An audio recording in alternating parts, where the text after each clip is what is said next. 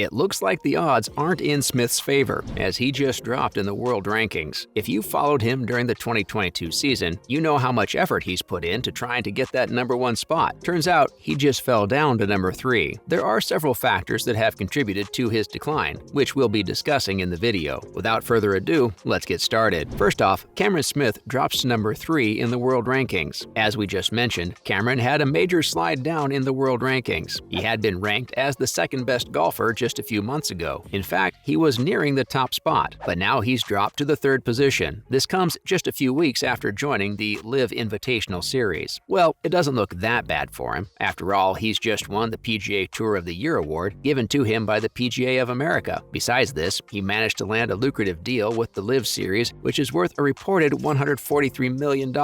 Yes, you heard that right. It's true that he fell short of reaching his career goal to be the #1 golfer in the world, but we also know that he's passionate and determined enough to fight back and reach the ultimate glory. Only 3 Australian players have ever reached the top spot in the world rankings, including Greg Norman, Jason Day, and Adam Scott. Cameron might be the next one if things work out well for him. His next and only chance to earn world ranking points in the near future will be at the Australian Open in November and PGA in December, in which he and fellow LIV member Mark Leishman have agreed to participate. Up next, which factors have contributed to his decline? You'd probably be familiar with the ongoing battle between the PGA Tour and LIV Golf Series. Ever since the Saudi-backed LIV Series started acquiring the top golfers from the PGA Tour, the Tour administration started suspending the deflected players for an infinite period for breaking the rules. In fact, some of the suspended players filed a case against the Tour to end their suspension, but it looks like the league's administration doesn't have any plans to do so. Now, you can guess why Smith has faced such a decline. The thing is, the LIV Golf Series has yet to be eligible for world ranking points. That's why a lot of golfers have been panicking about falling down in the world ranking, which will eventually make them ineligible to participate in the major golf championships. The ranking points are important for the players to move ahead. Luckily, Cameron is exempt from this unfortunate situation for now, thanks to his marvelous win at the British Open. But the other LIV golfers aren't, and most of them seem to be pretty annoyed about it. Greg Norman, who's serving as the CEO of the LIV Golf Series, has assured the players from time to time that they've been working on getting the LIV players eligible for the points, as no compromise can be made on it. But we've yet to see any satisfactory improvement in this regard. We just hope that they'll be able to resolve the issue in the upcoming months. Otherwise, it'll result in a huge nuance for them as well as for the players. And it won't be a good sign for the feasibility of the LIV League at all. Coming up, his rough start at the LIV League might be another factor. When he signed with the LIV League, it was also announced by the administration that he'd be making his debut at the International Golf Club near Boston. Although he gave his best, he failed to land himself among the top 3 and finished at number 4. Still, he went home with a whopping $1.5 million.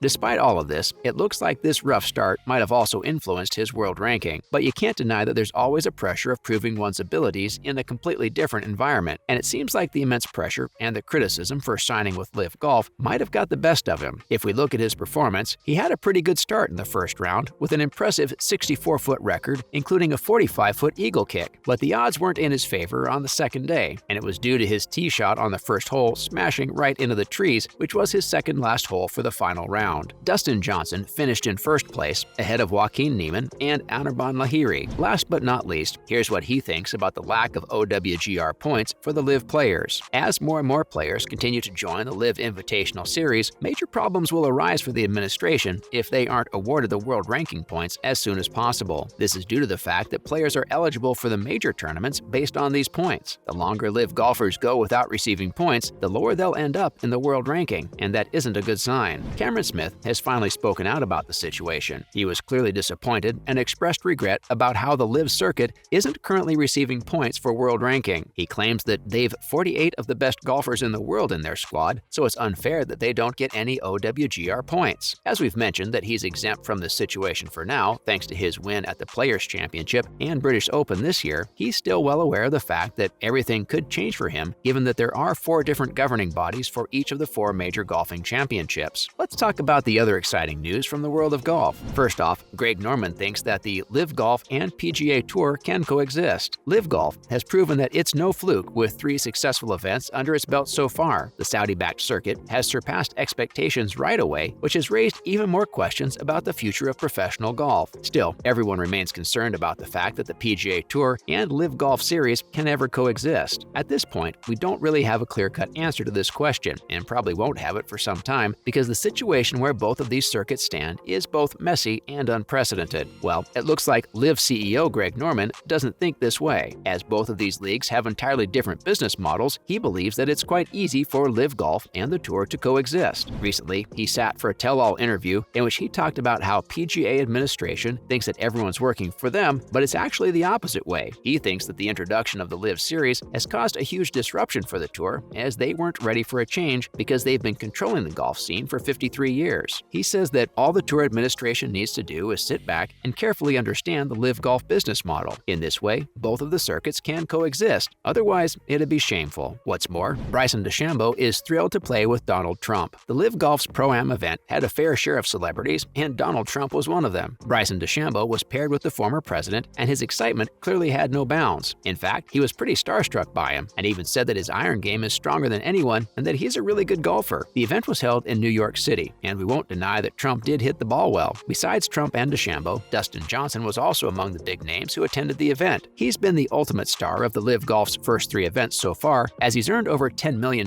from the championships. Bryson further talked about how he loved spending time with Donald Trump and that it was an absolute honor for him to play alongside a president. He says that they've developed a genuine bond, and he's always been generous to him. Absolutely here for this new bromance. You go, Bryson. Last but not least, Greg Norman believes that 2023 will see the real start of LIV Golf. Although only 3 LIV events have been held so far, the leadership is already looking forward to their schedule for the next year with high expectations. The Saudi-backed circuit has gained more traction than most would have anticipated in its early stages. Add in the fact that it's backed by Saudi Arabia's huge public investment fund, and it's easy to see why they're already looking ahead. Greg Norman has now explained why they believe that the next year will be the real start of the series. He says that it's because they're officially launching the league, which will have 14 events. Besides this, the introduction of franchises will further add to the anticipation. Yes, not only the LIV events will focus on the individual aspects of the game, but there'll be team competitions as well. That's a wrap for this video. Do you think that Cameron Smith will be able to reach the #1 spot? Let us know in the comments below. Make sure to give this video a thumbs up and subscribe to the channel for more amazing and exciting videos like this. See you in the next one.